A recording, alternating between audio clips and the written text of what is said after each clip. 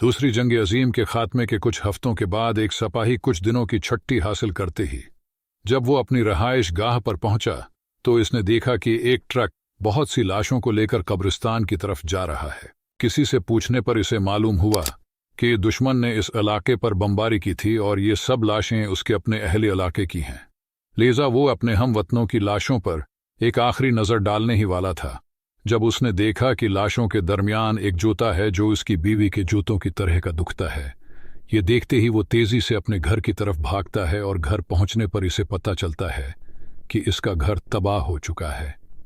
इस बड़े सदमे के बाद वो ट्रक पर चढ़कर लाशें टटोलना शुरू कर देता है और साथ ही इसे अपनी बीवी की लाश मिल जाती है जिसे वो अपने कब्जे में ले लेता है।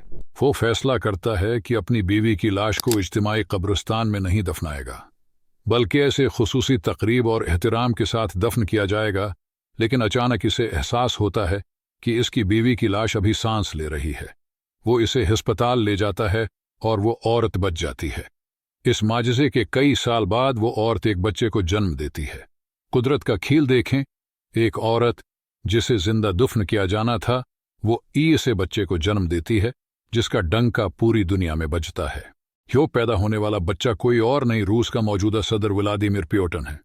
कुदरत के अपने खेल हैं, कभी वो फिरौन के घर मूसा की परवरिश करता है और कभी एक मुर्दा समझी जाने वाली औरत के यहाँ इतनी ताकत के हामिल शख्स की पैदाइश करवाता है।